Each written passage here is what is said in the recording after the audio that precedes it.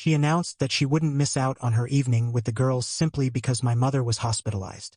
She'd recover fine. I chose not to challenge her.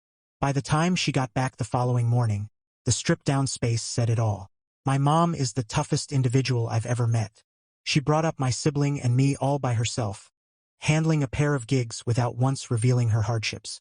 She demonstrated true dedication and generosity. So when my cell vibrated that Thursday midday and I spotted my sibling's contact, a icy dread seized me. The sort that strikes only when you instinctively feel trouble with a guardian. Mom had fainted. She'd hit her skull. She was admitted. I bolted from the office in a daze, my thoughts swirling through dire scenarios. I dialed my partner, Lena, en route. We'd been a couple for 24 months, cohabiting in my place for the recent 12. I believed we were devoted. I figured we were building a shared tomorrow. Hey, I uttered, my tone shaky. I'm en route to the medical center. Mom took a tumble. It might be serious. Silence lingered, but instead of anxiety, there was tunes and giggles echoing behind her. Seriously? Now? She replied, her inflection laced with frustration rather than empathy. This evening's get-together with the ladies. We have arrangements. Her statement left me reeling. Lena, did that register? My mom's admitted.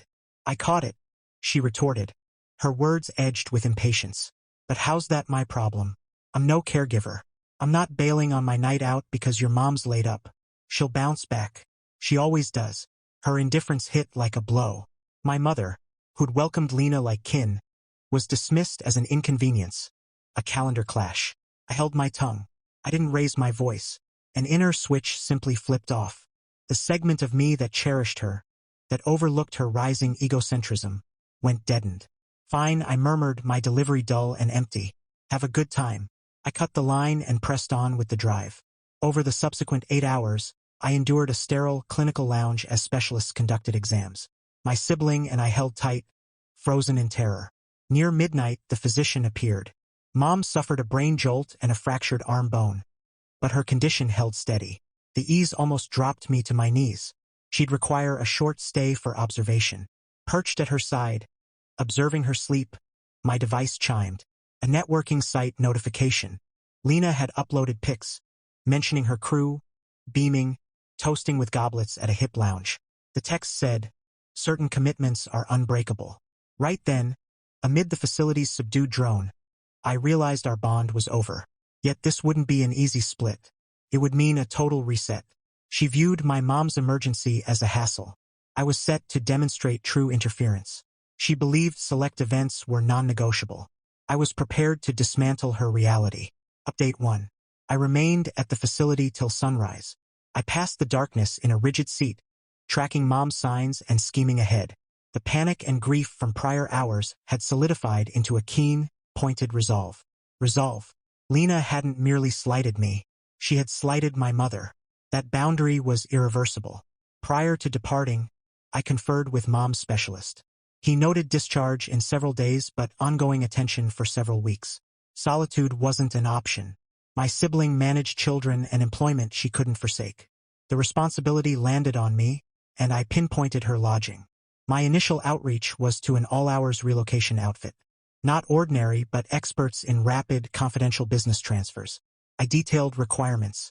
I sought a residence cleared, one individual's possessions boxed and relocated to holding, and leftover fixtures warehoused separately. Completion in 6 hours. The coordinator cited a hefty fee. I proposed to match it if they could show in half an hour and wrap by midday. They pulled up in 18. While they operated, I placed further contacts.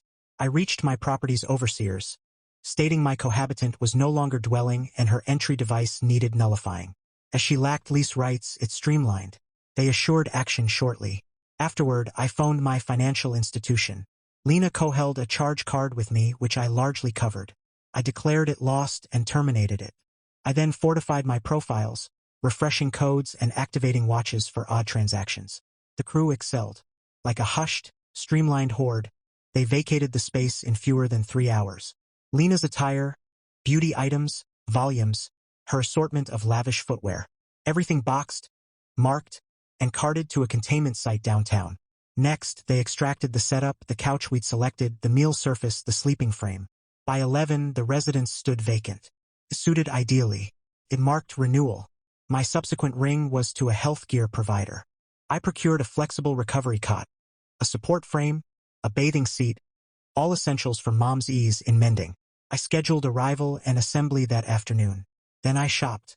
I grabbed crisp bedding, soft bath cloths, and provisions. I filled shelves with mom's go-tos, her choice brew, her cherished treats, the brain teaser tomes she savored. I was reshaping the area from a joint with an egotistical outsider into a sanctuary for the central figure in my existence. Near one, as I positioned the recovery cot in the primary chamber, my cell vibrated. A message from Lena. Brutal aftermath. Coming back. Recall my laundry service. I stayed silent. I scanned the voided space, the cot central, and sensed profound serenity. She was returning, yet not to the haven she anticipated. She faced repercussions of her decisions. The voided space transcended revenge. It echoed the emptiness she'd revealed when support mattered most. Lena showed at 2:30. I was absent. I was revisited the facility with Mom. Yet my entry cam captured it all. The recording is a keepsake eternal. She nears the entry, shades shielding, rummaging her bag for the pass. She scans. Blank. Retry, bewilderment rising. She deploys her spare opener. The slots. But the fresh lock I mandated install that dawn resists. Bewilderment sours to vexation. She pounds the panel, hollering my title. Minutes pass. She fetches her device. My device? Atop Mom's side stand. Sounds. I peek and dismiss. The feed displays her gaping at her screen. Shocked. Redial. Dismissal repeats. Alarm builds. She strides the entry rug, yanking strands. She summons her circle. Her pitch a piercing cry the entry audio seizes sharp. He's barred me. My gears inside. This man's unbelievable? Post a score of minutes in this spectacle, she flees. The barrage arrived promptly. Torrent. Initial fury, brimming blame and warnings. Then bafflement probing the chaos.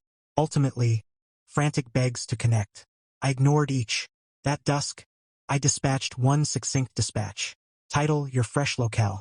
The note detailed the holding site spot, chamber tag, and entry sequence, alongside a duplicated bill proving prepaid tenure. Closed with a sole phrase. Your items rest secure. Retrieve when suitable. The following dawn, the true clash ignited. Failing contact, she unleashed her allies against me. They waged a defamation drive digitally, airing obscure yet savage tales of a brutal former who'd rendered their pal shelterless barren. They cast me as a merciless despot. I anticipated this. I'd archived all. Dated shares of Lena's outing, the note on her malaise and laundry. I bundled into one archive. I withheld from broad release, unfit for my style. Rather, I forwarded to chosen shared contacts. The sensible sort. The long-timers. My note was terse and precise. Much circulating digitally now. Enclosed. Complete backdrop on terminating with Lena. Sole aim, mother's mend. The tale pivoted swiftly. Lena's revelry amid Mom's admission proliferated rapidly. Her allies' hazy jabs paled versus solid proof. Pair of days on, I escorted Mom back. I eased her into the lead chamber, fresh cot ready. The space breathed tranquility, primed for restoration. That midday, as Mom dozed, an unidentified line rang. Lena's guardian. She erupted, labeling me icy and savage. I permitted her outburst briefly. At lull, I replied, tone steady. Madam, your offspring opted for revelry with peers while my guardian lay with cranial trauma. She declared, verbatim, she'll manage. Then requested her laundry fetch. I've shifted her goods to guarded holding and supplied coordinates. No fault or malice in my ex. I've excised one from my sphere who lacked mercy in peril. My mother mends in my domain. She's my sole concern. Cease outreach. I disconnected. The ensuing quiet rang as a volume's end absolute. Final update. The ensuing weeks fused serene mend with remote turmoil. My days orbited Mom's progress. I secured time off duty to tend her. We forged a rhythm of check-ins, rehab meets, and serene spans with riddles and vintage reels. Her presence in my domain, once laced with strain and shallowness, proved grace. We conversed profoundly, deeper than seasons past. She unveiled tales of early days, of nurturing my sibling and me. I viewed her beyond guardian, as a figure of vast fortitude. The space resounded her gentle mirth, homier than under Lena's tenure. Meanwhile, Lena's realm crumbled. Her defamation recoiled. Truth's dispersal rendered her a pariah.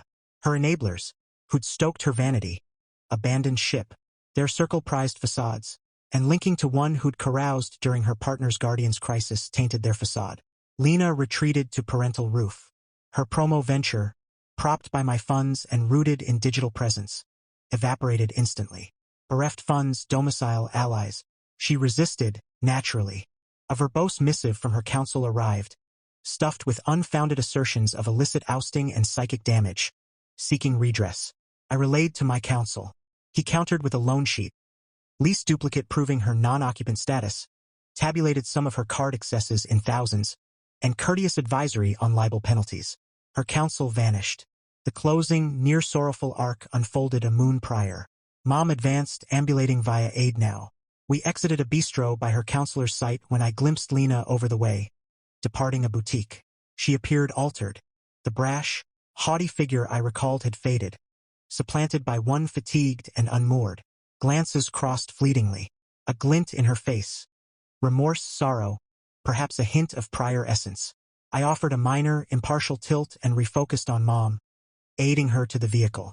No rage, no victory surged, merely subdued compassion. She'd picked ephemeral mirth over core propriety, and bore the toll. Mom's mend nears wholeness. She relocates to elder quarters adjacent next moon. She craves independence, though her absence here will ache.